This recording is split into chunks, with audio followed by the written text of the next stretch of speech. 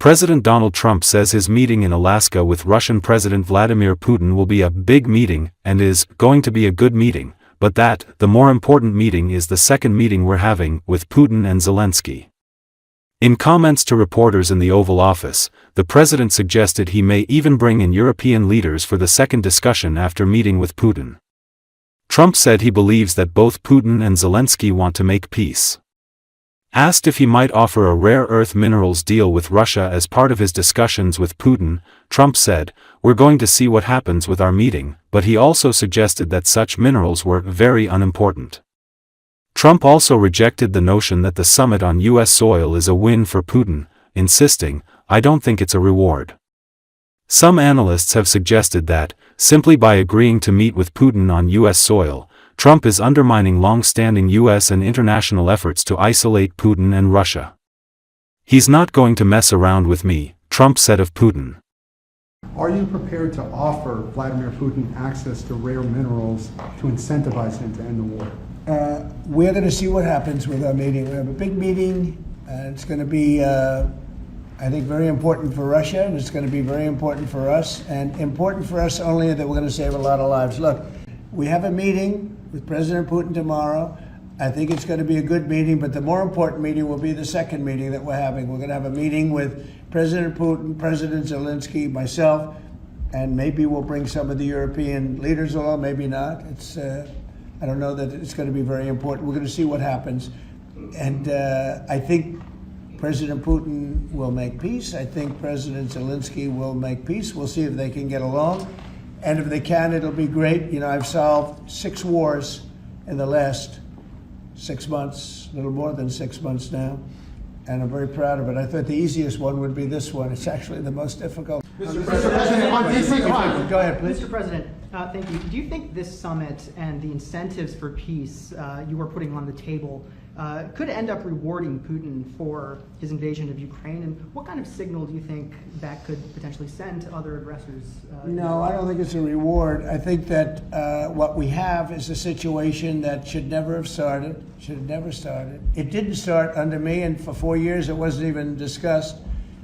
And I could see it was going to happen after I left. I could see what was happening. Everything that we did was wrong. Everything that was done was wrong. Everybody's to blame. Putin's to blame. They're all to blame. This is a war that would have never happened. The other question is, does Putin have a strong hand tomorrow? Well, he came to our country, and I heard CNN fake news talking about that was a big win for him. Normally, you would say the opposite, but they said, "Oh, it's a big win that he came here." Normally, we would say the opposite. You know, he came here. I think that President Putin would like to see a deal. I think if I weren't president, he would take over all of Ukraine.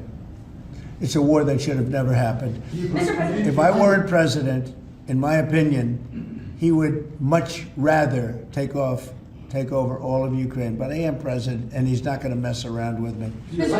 President, on Russia, Mr. President, would you support or agree to reducing NATO troops in Europe, in countries like Poland, in order to get Russia to agree to a peace deal? That hasn't been put before me, and I'll think about that for later, but it has not been put before me. Go ahead. Is anything less than an unconditional and immediate ceasefire a victory for the U.S.? Tomorrow? Yes. Well, tomorrow we'll see. I say, I don't know where that comes from. It's sort of not a good question. I would say that tomorrow all I want to do is set the table for the next meeting, which should happen shortly. I'd like to see it happen very quickly, very shortly after this meeting. I'd like to see it actually happen maybe in Alaska, where we just stay because it's so much easier. But I think that it's going to be very interesting. We're going to find out where everybody stands, and I'll know within the first 2 minutes, 3 minutes, 4 minutes, or 5 minutes, like we tend to find out, whether or not we're going to have a good meeting or a bad meeting. And if it's a bad meeting, it'll end very quickly. And if it's a good meeting, we're going to end up getting peace in the pretty near future. Okay? How about one more? Russian President Vladimir Putin held a meeting on Thursday with top government officials on the upcoming summit with U.S. President Trump in Alaska. According to Associated Press, in a short video of the opening remarks released by the Kremlin, Putin said that Trump's administration is making, in my opinion, quite energetic and sincere efforts to stop the hostilities, stop the crisis and reach agreements that are of interest to all parties involved in this conflict in order to create long-term conditions of peace between our countries, and in Europe, and in the world as a whole, if we reach agreements in the area of control over strategic offensive weapons at the next stage. Trump's meeting in Alaska with Putin on Friday could be a decisive moment in the war in Ukraine. The meeting is scheduled to take place Friday at Joint Base Elmendorf-Richardson in Anchorage, according to a White House official who spoke on condition of anonymity to discuss internal planning. The base, created by merging Elmendorf Air Force Base and Army Fort Richardson in 2010, has played a key strategic role in monitoring and deterring the Soviet Union during much of the Cold War. Уважаемые коллеги, добрый день. Попросил вас сегодня собраться для того, чтобы проинформировать о том, как идет переговорный процесс по украинскому кризису, как идут переговоры в двухстороннем формате с украинской делегацией.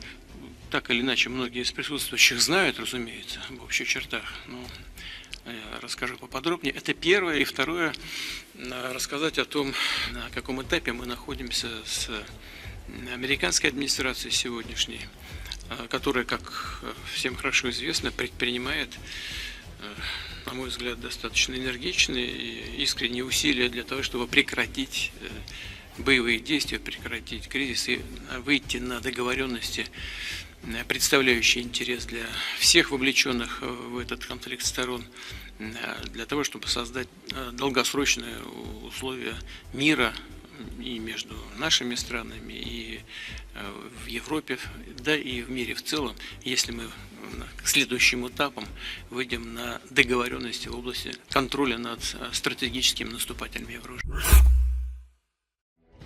Kirill Budanov, head of the main intelligence directorate of Ukraine's defense ministry, has visited Snake Island. Budanov inspected positions held by fighters from the HURs named after Timor Special Unit on Snake Island and at gas production platforms in the Black Sea. According to the report, he reviewed forces and equipment involved in defending the maritime area, including the Boyko Towers, which Ukraine regained control of in 2023. During the trip, Budanov held a meeting with officers to discuss next steps in the overall strategy and presented awards to HUR fighters from the named after Timor Special Unit. A ceremony was also held to honor those killed in the liberation of Snake Island and Ukraine's territorial waters in the Black Sea from Russian occupation forces. Honor to the HUR fighters and all of Ukraine's security and defense forces.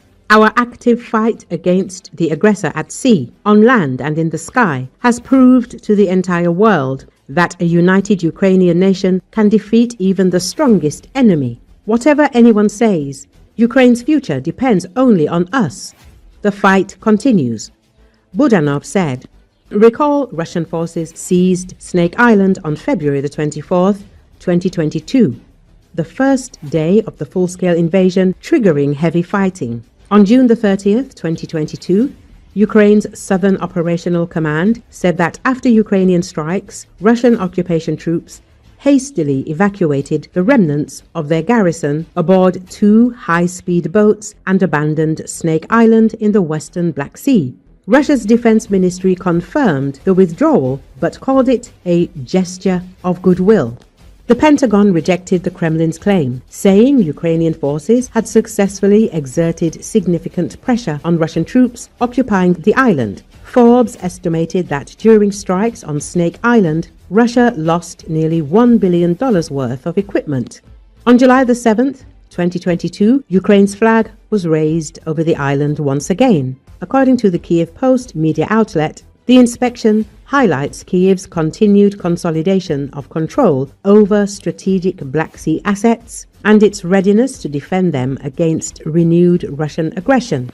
While Russia still holds Crimea, Ukraine has been clawing back its own control through a variety of means, including drone attacks and partisan activities. This development holds crucial importance for the security situation in the Black Sea region and for further strengthening of Ukraine's control over the temporarily occupied territories, including the Autonomous Republic of Crimea. Ukraine's military intelligence spokesman, Andriy Yusov, told the Kyiv Post in an interview.